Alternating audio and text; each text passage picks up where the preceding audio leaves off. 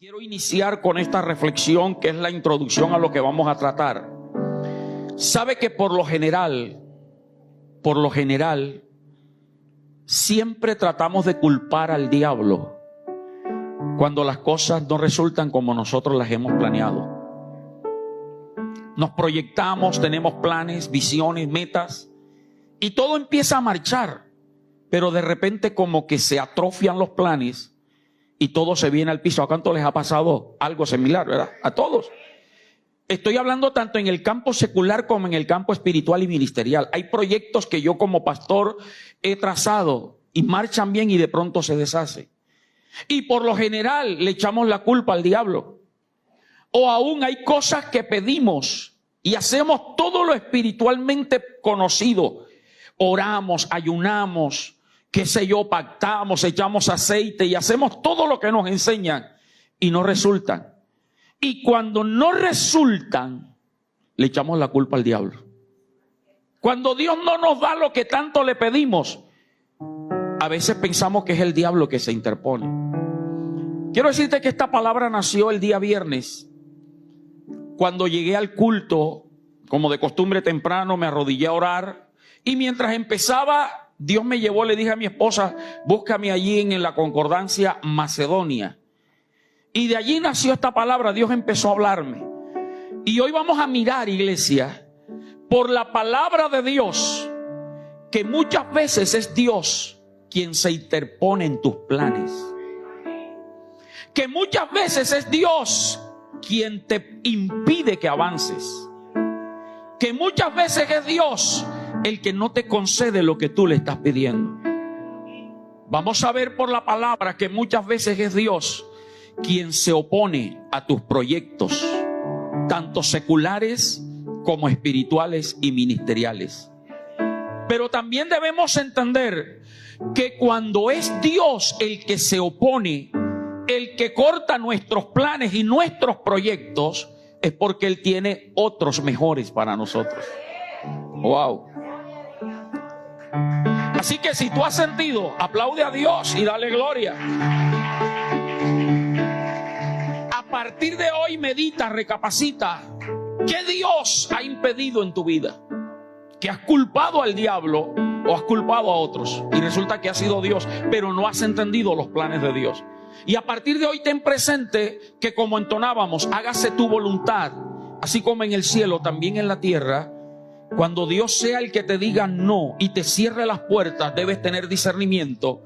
Y es porque Dios te quiere llevar para otro lado, te quiere desviar por otro rumbo. ¿Amén o no amén? Entonces, el propósito de la enseñanza de hoy es tener claro que es mejor meternos en los planes de Dios que pretender que Dios se meta en los planes nuestros. Amén. Es mejor nosotros meternos dentro de los planes de Dios que querer que Dios se meta dentro de nuestros planes. El domingo pasado hubo una frase que debió haber quedado grabada en nuestros corazones. Es mejor un desierto con la presencia de Dios que una tierra prometida sin la presencia de Dios. ¿Recuerda? Hoy Dios nos está diciendo, mejor es que tú y yo nos metamos en los planes de Dios que pretender que Dios se meta en nuestros planes. Porque por lo general eso es lo que hacemos. Queremos que Dios se involucre en nuestros planes cuando no es la voluntad de Dios. Y recuerde que existe la voluntad permisiva de Dios y la voluntad absoluta de Dios. Y yo prefiero buscar la voluntad absoluta de Dios que la voluntad permisiva. Pastor, ¿cuándo es la voluntad permisiva de Dios? Explíquemelo, te lo he dicho muchas veces. Cuando nosotros insistimos y persistimos y oramos y ayunamos y clamamos y queremos que Dios haga, Dios en su amor y su misericordia, sabiendo que no nos conviene, nos concede eso. Pero eso nos va a traer consecuencias. Y permítame poner un ejemplo bien elemental. Sobre todo ahora que estamos en una época de la gripa, que no sabemos si es gripa o si es Omicron o si es COVID. No sabemos. Pero mi esposa estaba afectada de la garganta. Y ayer salimos a almorzar y me dice, hoy quiero comerme un helado. Y yo le dije, puedes comértelo, pero no debes comértelo. Y mi hijo, que también venía de una tos, me dijo, quiero comerme. Yo, sí, papá, ya yo no toso. Le dije, hace 2 días tosiste. Gracias a Dios ya es un adolescente, un joven. Pero cuando es un bebé, un niño que no entiende, arma pataleta. Y muchas veces nosotros, para evitarnos el oso público, se lo damos. Y después lo vemos en la noche. Voluntad permisiva, ¿me estoy haciendo entender? Hay cosas que Dios te ha dado, hay cosas que Dios te ha concedido, y por eso es que al principio todo marcha bien, pero después se nos enreda, porque no era la voluntad absoluta de Dios. Cuando es la voluntad absoluta de Dios, es agradable, es buena y es perfecta. Y Dios va a pelear contigo. Por eso repito, ojalá y dentro de las 45 minutos, 1 hora que dure hoy predicando, lo que te quede grabado es eso. Métete tú en los planes de Dios y no pretendas que Dios se meta en los tuyos.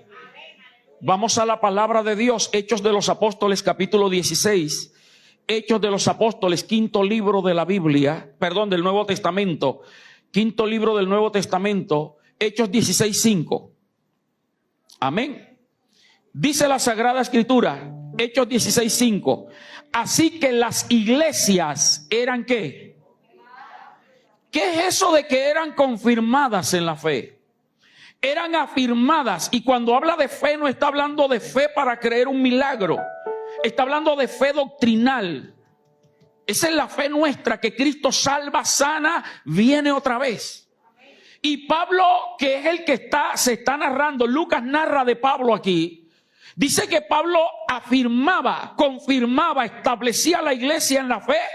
Y aparte de que establecía a los que ya estaban convertidos y los afirmaba, ganaba a otros más, porque dice, y aumentaban en número cada día. ¿No cree usted que eso se puede llamar como éxito ministerial? Un pastor, un predicador, alguien que le sirve a Dios, al ver que la iglesia se fundamenta como ustedes se fundamentaron. Porque yo le doy gloria a Dios, porque el pastor Napoleón nos los enseñó y es lo que yo he transmitido, hermano. Palabra viva. No palabra como el globo que se infla, pero le metes un alfiler y se explota. Esta pandemia, esta cuarentena, Dios la permitió entre tantas cosas para probar los verdaderos cristianos. Y si tú estás aquí, es porque tú eres un verdadero cristiano. Entonces el éxito se mide en el fundamento que la iglesia tenga, pero también en el crecimiento que la iglesia tenga. Y Pablo estaba observando este crecimiento y este éxito, versículo 6. Y luego dice, y atravesando Frigia y la provincia de Galacia, les fue ¿qué? Otra vez, ¿les fue qué? Prohibido. ¿Por quién?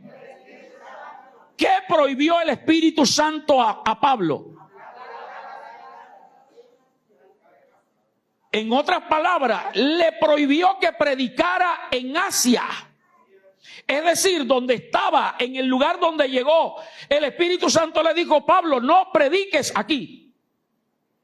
Oiga, suena como raro que el Espíritu Santo prohíba que se predique la palabra cuando lo que Dios quiere es que prediquemos.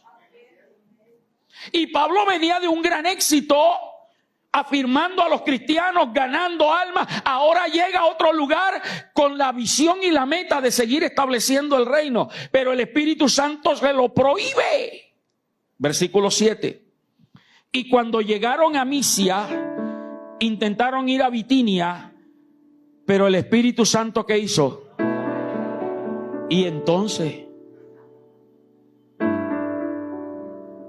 Pablo, un gran hombre de Dios, llamado a ser misionero, viene de predicar y de ganar almas.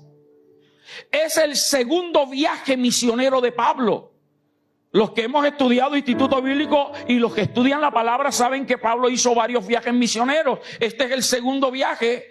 donde visita las iglesias que ya había establecido en el primer viaje y va a otros lugares a fundar nuevas iglesias. Pero en su primer viaje misionero, todo había sido un éxito. Pero ahora Pablo se enfrenta a algo que nunca había vivido. Que el Espíritu Santo le prohíba predicar y que el Espíritu Santo le diga: no vayas allá. Suena raro. Enfrenta dos grandes cosas: prohibición de predicar y prohibición de ir a Bitinia. Hermano, hay planes que Dios te va a prohibir y no va a permitir que los realices. Hay proyectos, y no solamente estoy hablando espiritual y ministerialmente. Óigame bien, los empresarios, los negociantes, la gente de emprendimiento. Hay proyectos de trabajo que aparentemente son buenas, pero Dios te las va a prohibir. Y no solamente es porque Dios sabe que allá te vas a apartar, porque es que hay lugares donde monetariamente te va a ir excelente, pero espiritualmente te van a matar. Porque mucho tiempo dedicado a eso va a matar el alma. No vas a tener comunión con Dios. Te vas a cansar y no vas a poder venir a los cultos. Vas a dejar tu cargo, tu ministerio, porque no te alcanza el tiempo. Y por eso Dios a veces nos prohíbe cosas que son buenas para nosotros. Pero también secularmente hay empleos, hay negocios que no te convienen, porque aunque vas a ganar dinero, vas a destruir tu casa, tu familia. Porque no le vas a dedicar el tiempo que los tuyos se merecen. Mire, hermano, yo no sé si alguno aquí tiene el sueño americano, pero déjeme decirle que eso no es un sueño, eso es una pesadilla. Yo, para irme a vivir a Estados Unidos, tiene que ser que Dios me hable. Pero oportunidades he tenido, ofrecimientos he tenido. Pero yo mi Colombia no la cambio. Porque en Colombia todavía se trabaja para vivir. En Estados Unidos se vive para trabajar.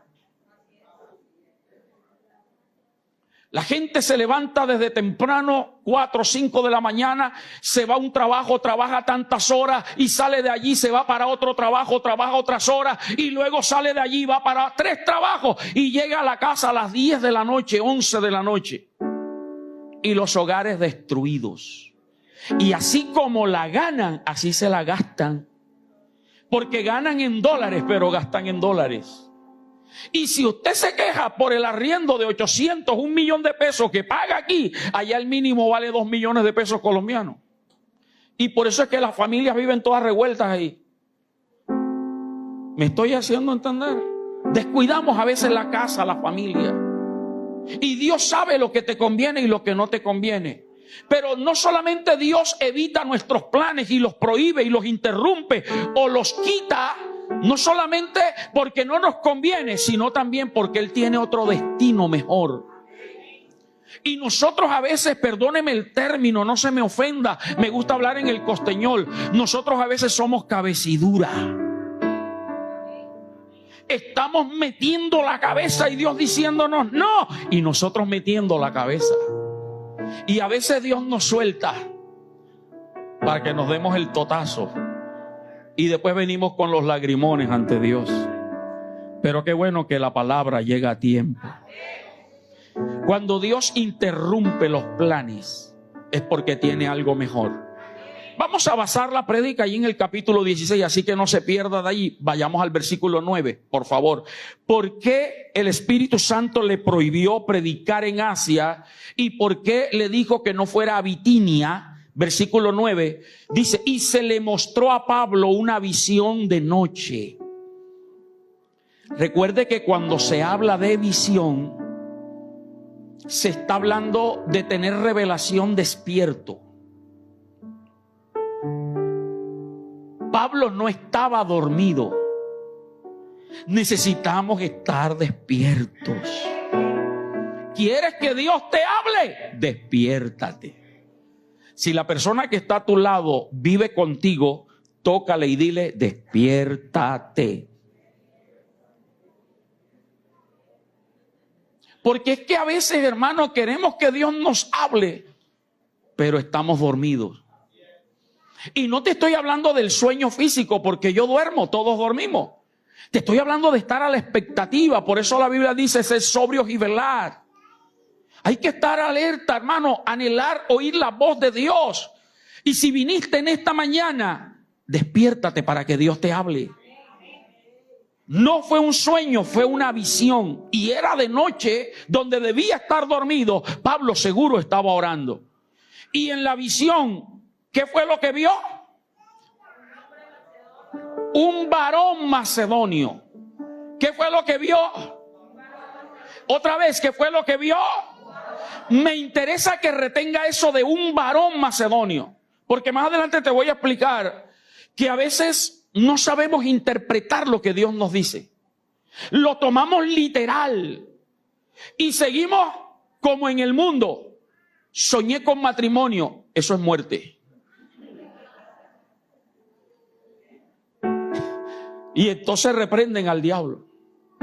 Se nos mete una mariposa negra. ¡Ay, ay, échala en el nombre de Jesús! ¡Fuera! ¡Muerte! ¿Qué fue lo que vio en la visión? Estaba en pie un varón macedonio rogándole y diciendo, pasa a Macedonia y ayúdanos. Versículo 10. Cuando Pablo vio la visión, enseguida procuramos partir para Macedonia. Diga conmigo, enseguida. ¿Y por qué enseguida? Dice, dando por cierto que Dios nos llamaba para que les anunciásemos el evangelio. ¿Dónde? En Macedonia. O sea que Dios no lo quería en Asia. Dios no lo quería en Bitinia, sino ¿dónde? En Macedonia. Hermano, déjate direccionar por Dios. Deja que Él dirija las riendas de tu vida. Por eso es que hay que entender dos cosas, hermanos y amigos. A Jesús hay que recibirlo como Salvador, pero también como Señor. Y ahí es el problema. Algunos se quedan a la mitad. Lo reciben como el Salvador de su vida. ¿Qué quiere decir eso? Reconozco que solo en Cristo hay salvación, perdona mis pecados y creo en ti, Jesús. Ese es creer en Jesús como Salvador. Pero creer en Jesús como Señor es la otra parte, cuando yo le digo, rindo mi vida a ti y ya no vivo yo, sino que vives tú en mí. Y ya no quiero vivir para mí, sino vivir para ti. Ya no voy a agradar a los que me rodean, sino que quiero agradarte a ti. Y aunque padre y madre me abandonaren, yo prefiero seguirte a ti. Eso es determinar que Jesús sea el Señor de tu vida. ¿Cuántos quieren que Él sea el Señor de nuestra vida? Cuando Él es el Señor de nuestra vida, entonces Él nos va a direccionar. Él te va a prohibir. Vas a tener planes y Él te los va a interrumpir y ya tú no te vas a lamentar y a decir, bueno, pero no, tú, Señor, si tú no lo permitiste, por algo será. Tenías planes de irte de viaje para tal parte y se te dañó el viaje. Gloria a Dios, de algo te está evitando el Señor allá. Amén. Y eso, cuando usted tiene al Señor como el dueño de su vida y todos los días buscas su presencia para que vaya contigo, tú vas a tener claro que nada te va a suceder si no es por la voluntad de Dios. Ahora, la razón por la cual Pablo no le fue permitido ir a Asia ni a Bitinia, sino a Macedonia, es porque lo necesitaba en Macedonia. Versículo 12. Pablo llega a la primera ciudad de Macedonia llamada Filipo. La primera ciudad de Macedonia llamada Filipo, según el texto. Llegaron allí. Y en Filipo era donde Dios lo necesitaba. Y te voy a narrar lo que sucedió en Filipo. 3 cosas importantes. Ahora, por eso te decía, lo que Pablo vio fue un varón macedonio. Pero ahora que vamos a empezar a ver la historia, vemos que las primeras que aparecen fueron 2 mujeres. Es decir, que el varón macedonio que Pablo vio en visión no era más que el Espíritu Santo diciéndole, te necesito, es acá en Macedonia. Por eso te decía, hermano, y te digo, no interpretes las cosas de Dios de manera literal. Y retomo lo que dije mucho al finalizar el año pasado. Los hijos de Dios tenemos que buscar el logos, pero también el rema de Dios. Dos cosas, el logos y el rema. Pastor, ¿qué es el logo y el rema? Son dos palabras hebreas. El logo se traduce como la voz de Dios escrita en este libro. O sea que cuando usted abre la Biblia, ahí está el logo de Dios, la voz, la palabra de Dios. Y hay cosas que son de interpretación directa, que usted no necesita a alguien que se las enseñe. Una de ellas, no matarás. ¿Qué quiere decir eso? Que no hay que matar. Ah, pastor, pero en ninguna parte de la Biblia dice que no debo fumar. En ninguna parte de la Biblia dice que no debo meterme mi tabaquito de marihuana de vez en cuando. En ninguna parte de la Biblia dice que no debo tatuarme.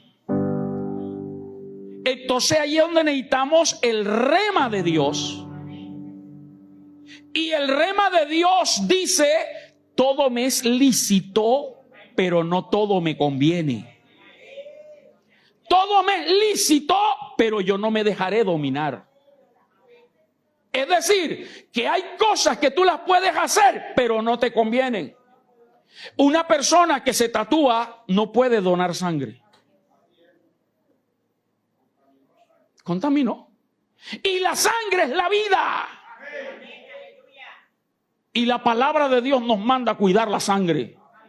Se la dejo ahí porque si no me extendería predicando eso. Pastor, unos traguitos de vez en cuando. La Biblia dice que son los borrachos. Y yo cuando veo que estoy no 3:15 sino 2/4, paro. Yo tomo hasta las 12 de la noche. La Biblia, el rema dice que un poquito de levadura. Entonces a eso te estoy llevando.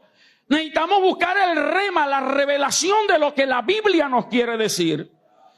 Y por eso es que es importante que usted venga a los cultos. Porque Romanos 10:17 dice que la fe viene por el oír y el oír por la palabra.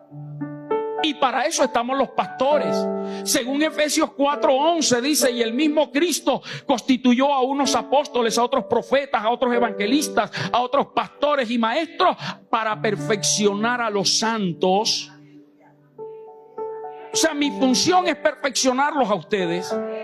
Yo no soy pastor para tener un título. Mi función, hermano, es estudiar la palabra. Y perdóneme, no lo digo por vanagloria ni para que usted me sienta mejor.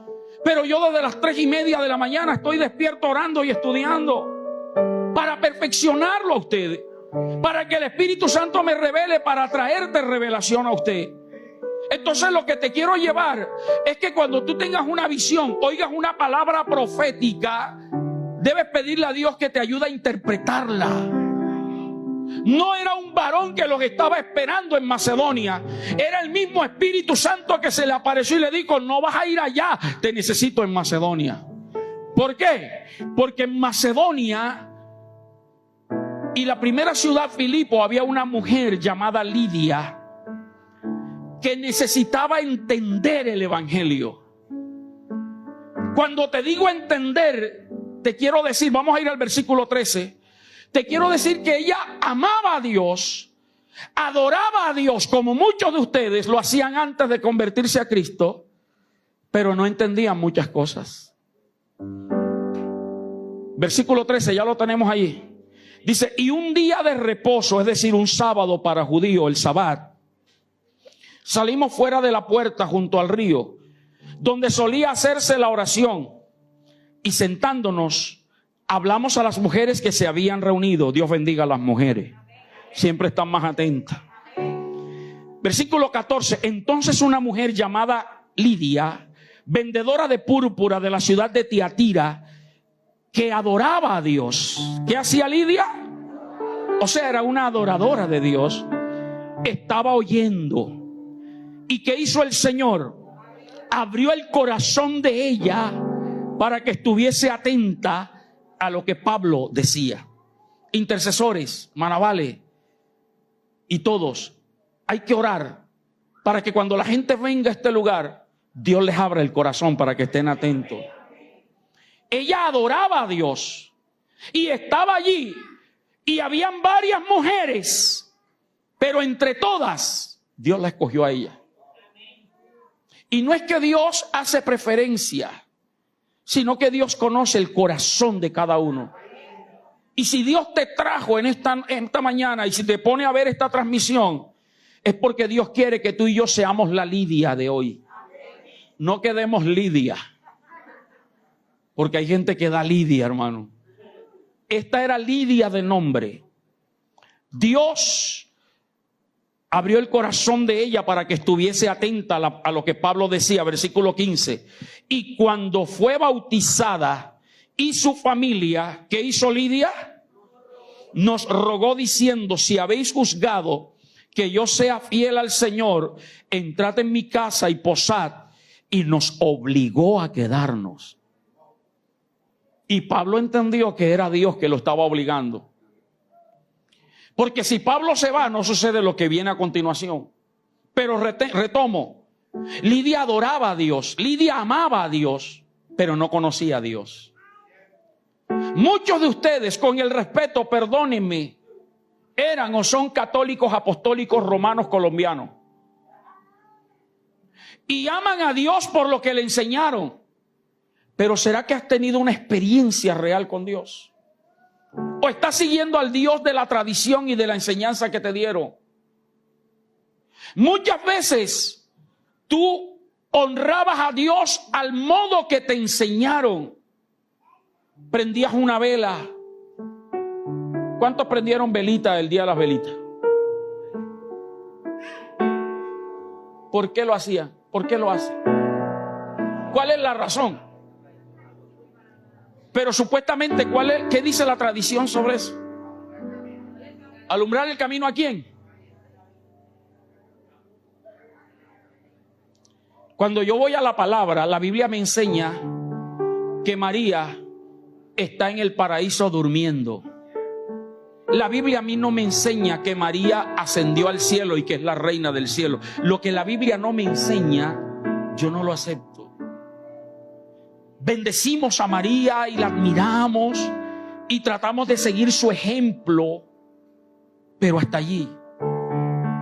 Y si fuera verdad que María es la reina del cielo y es la intercesora como nos la enseñaron en la tradición, ¿por qué hay que prenderle vela? Cuando a mí la Biblia me dice que Jesús es el que alumbra mi camino. Entonces, pero usted lo hacía con devoción, con amor, porque fue lo que le enseñaron. Pero cuando vienes a Cristo, Cristo te abre el entendimiento y tú vas dejando de hacer cosas que antes creías que estaban bien, pero dices, por la palabra veo que no, ahora quiero adorar a Dios. Eso era Lidia. Lidia amaba a Dios, Lidia adoraba, cantaba a Dios. Pero el Espíritu Santo le dijo: te hace falta algo. A esta mujer le hace falta algo. Y hoy le digo a alguien en este lugar: Dios te quiere dar lo que te hace falta. Que lo conozcas y que entiendas que Él es el todo para tu vida.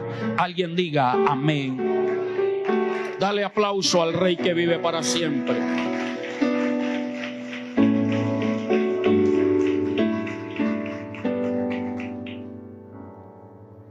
Amados hermanos, esto nos enseña, amados amigos, que tenemos que dejar que Dios sea el que nos ubique en el lugar que Él nos necesita. Que te ubique en la empresa donde hay Lidias que hay que llevarles el evangelio. Que te coloque en la universidad, en la escuela, en la ciudad, o en la casa o en el barrio. A veces nosotros peleamos con Dios. Yo les he dicho, yo nunca me imaginé vivir en el sur de la ciudad. Siempre viví en el norte, Torices, El Espinal, en el centro. Recién casado viví en Canapotes. Por estos sectores nunca me imaginé vivir para allá. Y yo quería que Dios me diera mi casa acá. Viví en Alcibia, lo más lejos que viví de por aquí. Pero Dios me llevó al suroriente de la ciudad. al otro lado, al otro extremo. Y he entendido con mi esposa que allá hay Lidias que necesitan de Cristo. Y por lo menos mi hijo también lo entendió. Y se ganó un amigo para Cristo, que ustedes lo conocen, Samuel, está de vacaciones. Hay Lidias que necesitan. Y por eso Dios te lleva al lugar estratégico. En segundo lugar, en Macedonia había una muchacha que liberar. Ya salvamos a Lidia, ahora hay otra muchacha. Por la salvación de Lidia se congregaba la gente y Pablo empezaba a predicar. Y aparece en escena en Macedonia y en Filipo, versículo 16.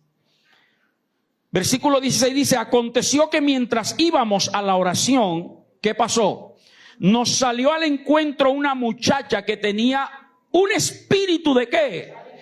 O sea, era bruja, era divina, la cual daba gran ganancia a sus amos adivinando. O sea que ella era esclava de alguien y ese alguien la ponía que adivinara, y era una divina de verdad, ¿verdad? ¿Y qué hacía esta muchacha? Versículo 17. Esta, siguiendo a Pablo y a nosotros, daba voces diciendo: estos hombres son siervos del Dios Altísimo, quienes os anuncian el camino de salvación. Yo les pregunto, ¿estaba diciendo la verdad o estaba mintiendo? Estaba diciendo la verdad. Estaba diciendo la verdad. Ojo, que no todo el que te dice la verdad viene de parte de Dios. No todo el que te da un consejo viene de parte de Dios. Y tú tienes que discernir de quién viene el consejo. Esta muchacha iba detrás de ellos y decía: estos hombres son siervos del Dios Altísimo, quienes os anuncian el camino de salvación. 18. Y esto lo hacía por muchos días, hasta que se la voló a Pablo. Costeñol. Mas desagradando a Pablo, este se volvió y dijo al espíritu: te mando en el nombre de Jesucristo que salga de ella. Y salió en aquella misma hora. Pablo discernió que no era una publicidad que le estaban dando, que era un demonio que había en esa muchacha que estaba llamando la atención. Porque ese demonio sabía que cuando Pablo se fuera, ella iba a quedar como la que descubrió que eran hombres de Dios, e iba a tener más adeptos para ella. Pero como Dios es bueno y sabía que esta mujer era doblemente esclava, tenía los amos que la mandaban y tenía un demonio que la gobernaba. Hermano, hay mucha gente doblemente esclava, esclava del pecado y esclava de Satanás. Y Cristo necesita que tú vayas para que lo libertes. Pablo se volteó después de muchos días, reprendió al espíritu de adivinación y la muchacha fue libre. Fue libre, gloria a Dios. Pero hermano, esto trajo un gran problema para Pablo. Porque los amos de la muchacha, al ver que se les acabó el negocio, que ya la muchacha no adivinaba, no le venía lo diabólico para conocer a la gente, el culpable es Pablo. Y alborotaron la ciudad. Lo llevaron a Pablo y a sus compañeros a Sila ante los magistrados. Y comenzaron a hablar barbaridades de Pablo. Y cogieron a Pablo y a Sila y los desnudaron. Y los levantaron a palo. Los azotaron con vara. Y después de azotarlos mucho, dice la Biblia, los metieron en el calabozo de más adentro, en el más oscuro calabozo allá. Y aquí permítame usar una frase que usaba mi papá. Aquí es donde muchas puercas tuercen el rabo. Hasta ahí todo bien. Ok, Dios no quiso que predicara en Asia. Dios no me permitió ir a Bitinia, me dijo que viniera a Macedonia. ¡Wow! Lidia se convirtió. ¡Wow! La muchacha fue libre. Pero ahora vienen las pruebas. Porque es que los hijos de Dios que hemos madurado, entendemos que cuando nos sometemos a Dios, el diablo siempre va a querer levantarse. Porque el diablo quiere interrumpir tu camino, y allí es donde hay que diferenciar cuando es Dios y cuando es el diablo. Cuando tú estás haciendo la voluntad y el propósito de Dios, Dios te va a respaldar en todo lo que hagas. Y el diablo va a querer oponerse. Y van a venir luchas. Mire, los azotaron mucho. Cuando hacemos la voluntad de Dios, no quiere decir que no van a venir aflicciones y luchas. Van a venir crisis, van a venir enfermedades, van a venir problemas familiares. Cuando tú haces la voluntad de Dios, el diablo se te va a levantar, pero tú tienes claro que Dios te va a dar un milagro grande. Y a su nombre. Los metieron en el calabozo de más adentro, más oscuro. Recuerde que esos calabozos eran cavernas en la roca, en las montañas. Y allá no había luz, allá los metieron. Después de azotarlos, les metieron los pies en el cepo, inmóviles allí. Estaban en esa situación, hermano. Hoy le quiero hablar a aquellos cristianos que el diablo los tiene metido en el calabozo de más adentro. Pastor, ¿a qué se refiere? Te tiene encerrado y ocupado en tus propios asuntos, desesperado, angustiado, para que no te acuerdes que hay un Dios que te puede liberar. Es que en la oscuridad no se ve nada. Y eso es lo que el diablo quiere, cegarte los ojos del entendimiento. Pero Cristo ha venido a darte vista. Por eso el evangelista Lucas en el capítulo 4 versículo 18 dice: el Espíritu del Señor está sobre mí, por cuanto me ha ungido para darle buenas nuevas a los pobres, sanar a los quebrantados y darle vista a los ciegos. Si el enemigo te está oscureciendo y te quiere hacer creer que no hay solución, hoy la luz de Cristo te está diciendo: te voy a sacar de esa situación. Parece que todo iba a quedar allí. Pero estando en esa situación, Pablo y Silas no hicieron lo que normalmente nosotros hacemos: quejarnos, desesperarnos, estresarnos. Hermano, revéase, recontravéase la prédica del domingo pasado. Está en YouTube, está en Facebook. Moisés le dijo: si tu presencia no va conmigo, no me saques de aquí. Porque Dios le dijo: mi presencia irá contigo y te dará descanso. El estrés es la enfermedad diabólica de este siglo y el siglo pasado. Una persona estresada es una persona que se enferma físicamente hablando. Es una persona que se llena de ira, de enojo y maltrata a los que están alrededor. Y eso no procede de Dios. Y eso es lo que el diablo usa. Pero Dios te trajo hoy para sacarte de ese calabozo de más adentro. No te estés quejando, no te estés lamentando. Miremos la actitud de Pablo y Silas. Perdóneme que no lo lea. Usted conoce la historia y lee toda la historia con calma. Dice la Biblia que a medianoche Pablo y Silas, metidos allí, ensangrentados, seguramente con sed, con hambre, maltratados, adoloridos, en la oscuridad, cantaban al Dios del cielo. Y sabe que me impresiona más, que dice que los otros presos les escuchaban. Si puedes encontrar el texto, búscalo ahí en el mismo capítulo 16. Búscalo, lea la Biblia ahí, búscalo. 25. Los demás presos les escuchaban. O sea que no estaban cantando ahí a pasito. Ay, Dios mío. Recuerde, y siempre predicaré de esto, el 2020 fue un año de crisis para mí. Isquemia cerebral, medio cuerpo muerto, no podía hablar. Pero mi hermano Natanael me dijo: aunque no te salga voz, en la madrugada, alaba a Dios. Trata de leer la Biblia en voz alta.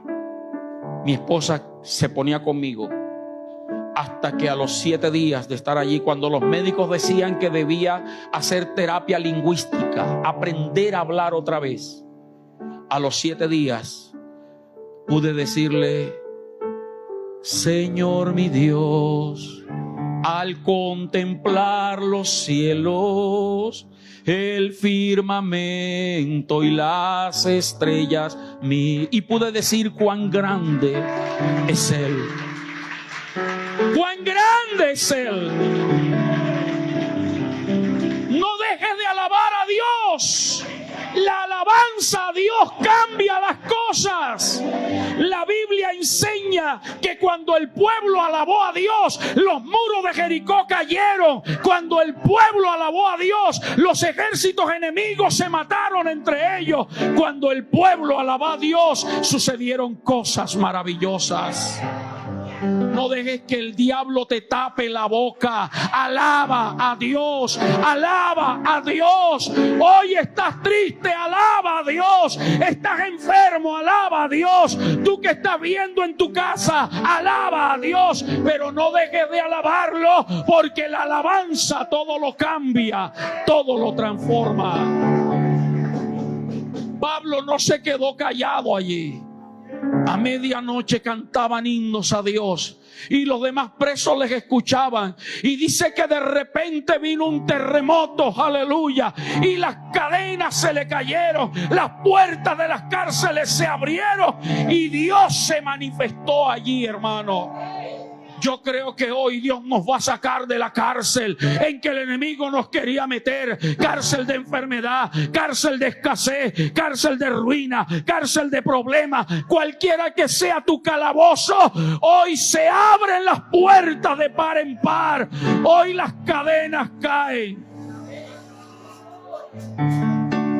Aleluya.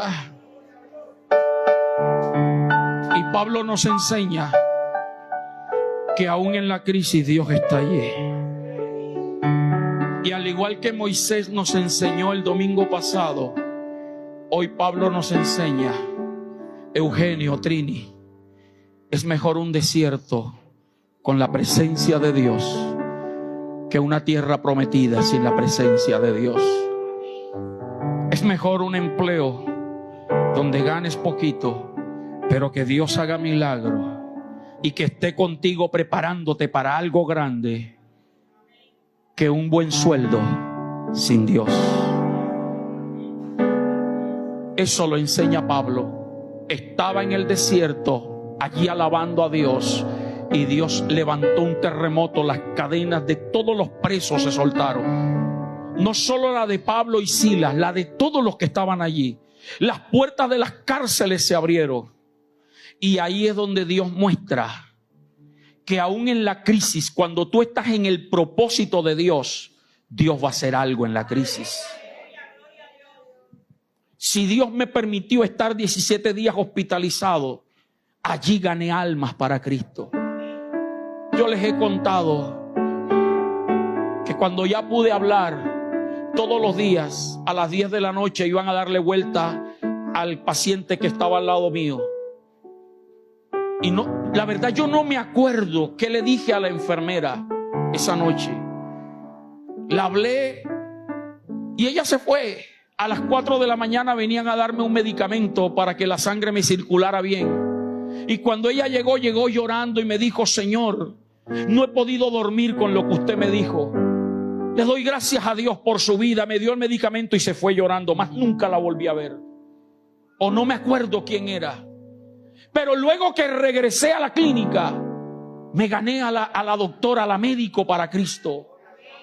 Porque es que aunque el diablo quería callarme e inmovilizarme, yo seguiré predicando la palabra. Porque en la cárcel hay gente que necesita, en la clínica hay gente que necesita de Dios. No seas egoísta, predica, predica. Cuando el carcelero vio que acabó el terremoto y vio las cárceles, las puertas abiertas, pensó que los presos habían escapado. Y la ley romana decía que si un carcelero dejaba escapar a los presos, tenía que pagarla con su vida. El hombre sacó su espada y se iba a matar. Y cuando se iba a matar, Pablo le dijo desde adentro: detente, no te hagas daño, todos estamos aquí. Y el carcelero le dijo: ¿y qué puedo hacer? Y Pablo le dijo: cree en el Señor Jesucristo y serás salvo tú y tu casa. 31. Cree en el Señor. Pon el 30. Pon el 30. El carcelero le dice, versículo 30, ¿qué puedo hacer? ¿Qué puedo hacer para ser salvo? Pablo le dice, 31, cree en el Señor Jesucristo, serás salvo tú y tu casa. Por ese hombre, Dios permitió que Pablo se llevara unos azotes de palo en su espalda y que lo metieran en la cárcel. Porque este pobre hombre tenía uno de los trabajos menos deseados: estar en esa oscuridad cuidando malvados. O sea que este hombre nunca iba a ir al río donde se ganaron a Lidia. Pero como Dios conocía el corazón de ese hombre, Dios le llevó al siervo a ese lugar. Hermano, Dios te va a llevar donde hay gente que tiene la necesidad peor que la tuya. Y este hombre agarró a Pablo y a Silas y se los llevó a su casa. Le lavó las heridas y reunió a su familia. Pablo y Silas le predicaron a la familia del carcelero. Todos se convirtieron, se bautizaron. Y luego Pablo le dijo: volvamos a la cárcel. Porque Pablo quería preservar la vida de ese hombre. Al día siguiente, los magistrados le dijeron: saquen ya a Pablo y a Silas de la cárcel. Pablo le dice: díganle a los magistrados que somos ciudadanos romanos también. Y lo que ellos hicieron fue ilegal contra nosotros. Que nos vengan a sacar ellos a nosotros. Se da cuenta que Pablo pudo haberse evitado el sufrimiento. Porque Pablo era ciudadano romano. Y a un ciudadano romano, perdóneme si exagero, pero es como un ciudadano norteamericano en cualquier país. Matan a un colombiano aquí, no pasa nada, pero que maten a un norteamericano. Pablo tenía derechos legales. Y Pablo pudo haber dicho: no me azoten porque soy ciudadano romano, nacido porque soy de Tarso, nacido, y mi papá compró la ciudadanía, doble ciudadanía. No me metan en la cárcel. Pero Pablo entendió que todo era plan de Dios por una familia. Hermano, sometámonos pues a Dios y Él nos exaltará cuando fuere tiempo. Colócate de pie, por favor.